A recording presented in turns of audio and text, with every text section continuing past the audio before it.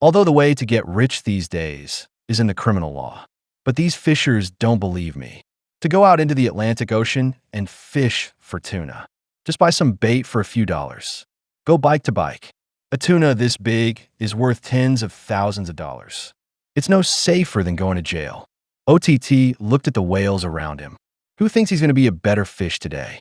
Otherwise, I'm sorry for the whales here. Although now in the sea, there are other teams, but no one was together. There's still a good chance of catching tuna. Dave's fleet is a different story. There are no whales around them now. You can't even see the sea around you, leaving Dave to move on. Let's see if we can get out of this foggy area.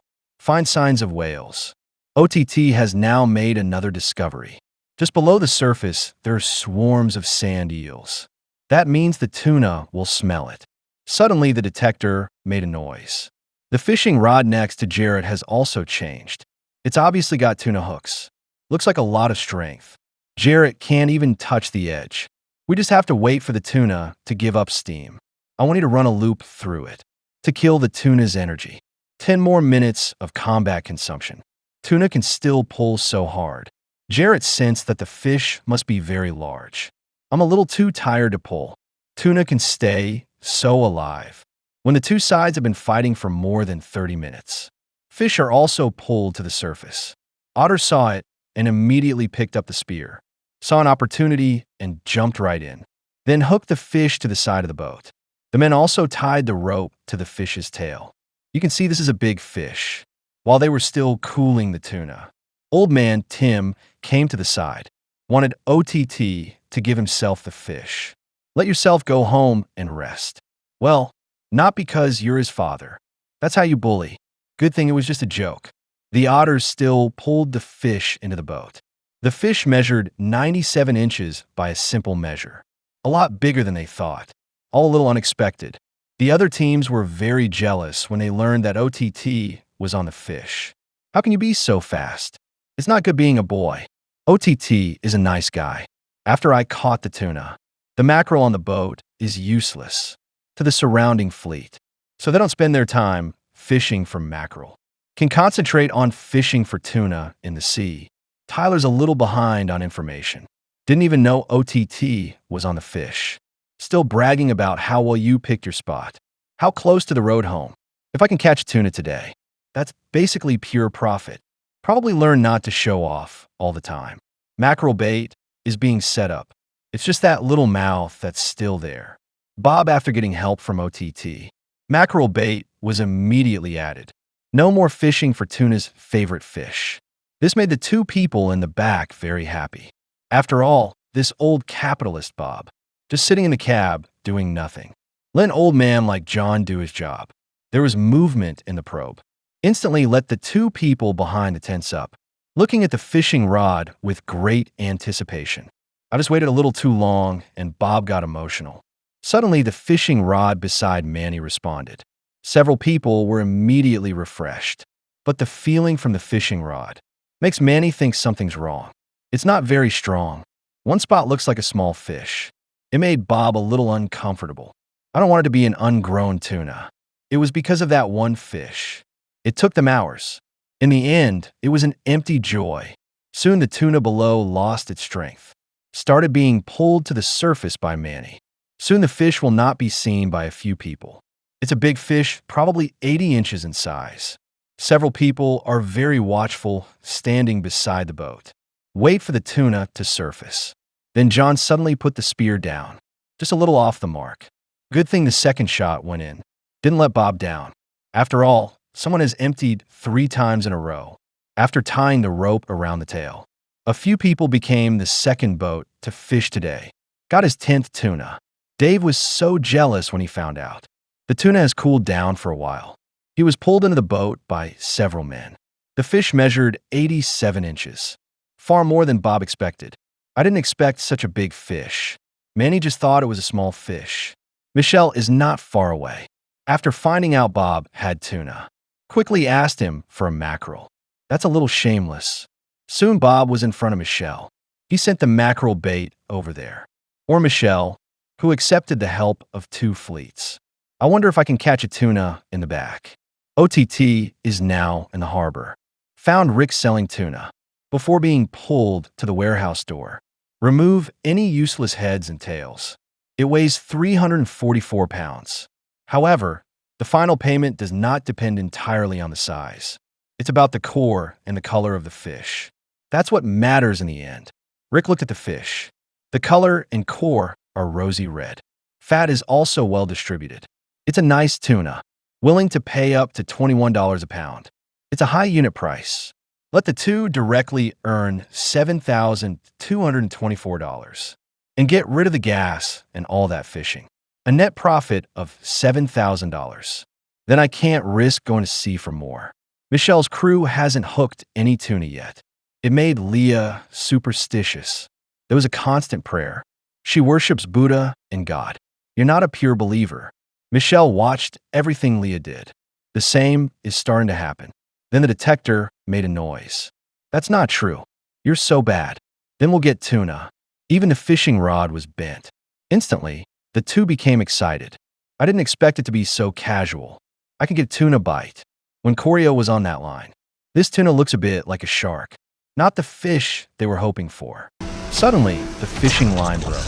Looks like the fish down, there is a shark. Even if Leah doesn't think it is.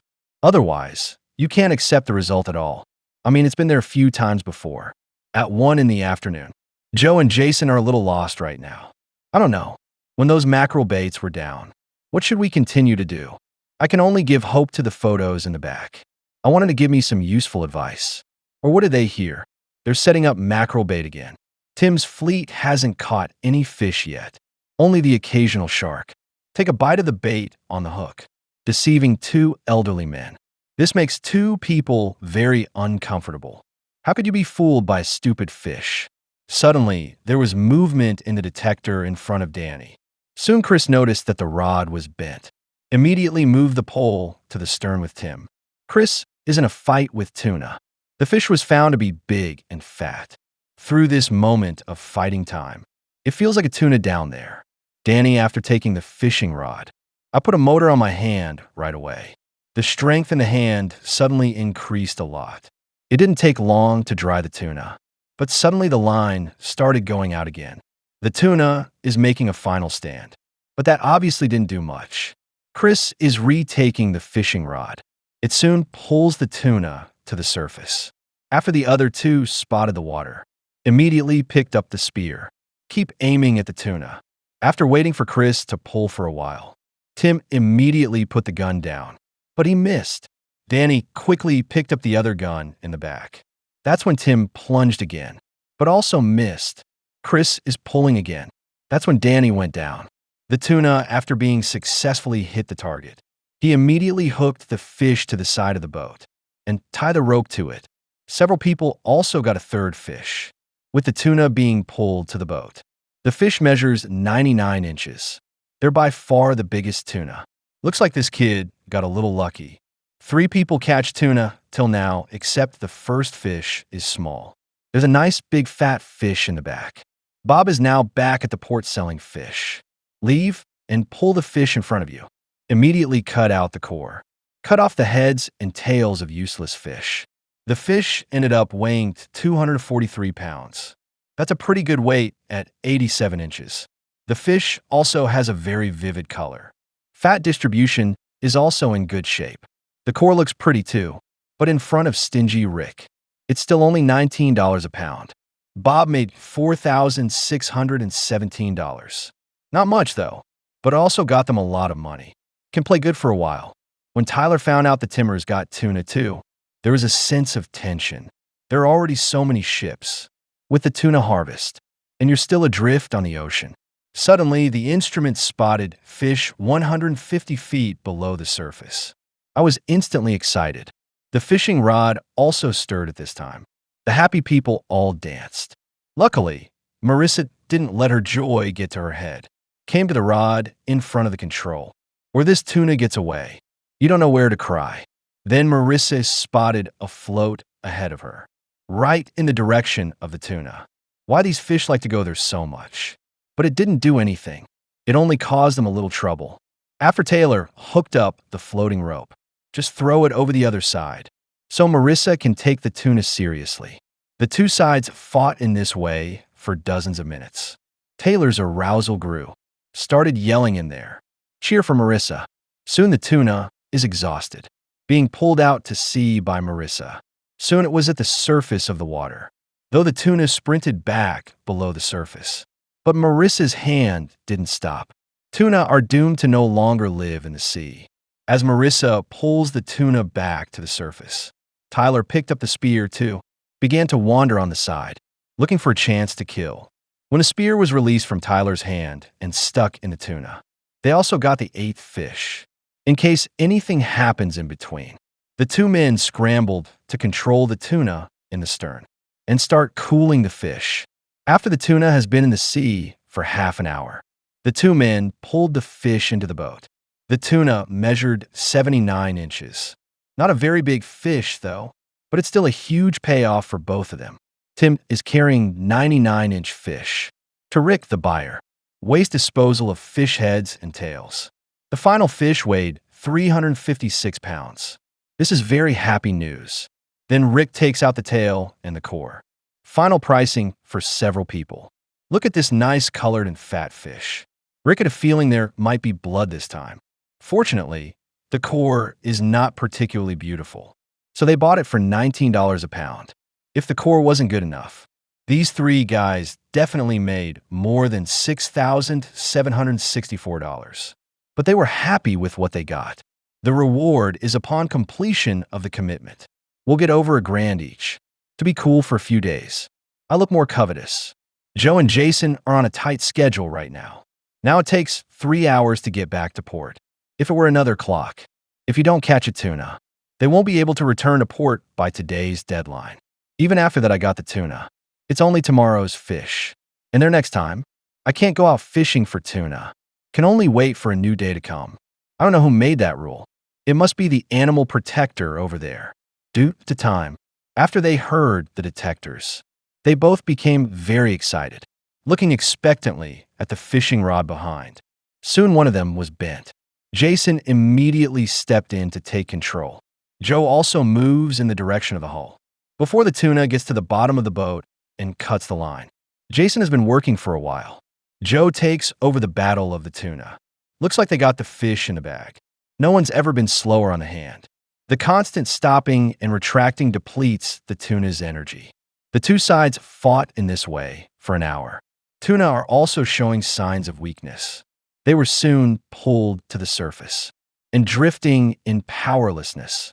Rob Culler saw the gun stabbed in the past. After successfully hitting the target, hurriedly tie the rope to the fish's tail. After successfully controlling the tuna, Jason immediately pushed the boat to maximum speed, start sprinting towards the port. Even the celebration after the catch was delayed. The ship moved steadily forward in certainty.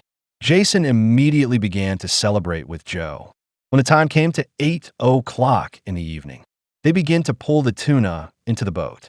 The fish landed on the back of the boat. They immediately measured the fish at 81 inches. A nice big fat fish. Tyler carried their little fish. Came to the port to sell. It's not very big, though, but the buyers won't be bothered. After all, what about making money? After removing the head and tail of the fish, the tuna has a net weight of 197 pounds. It made Taylor a little upset. After the buyer takes out the fish core, look at the fish in front of you. Told him that the fish wasn't very good, but it looks good.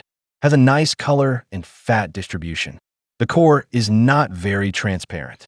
This is a big failure. It can only be offered at $18 a pound. Let them make $3,546. Obviously, the fish is not very good.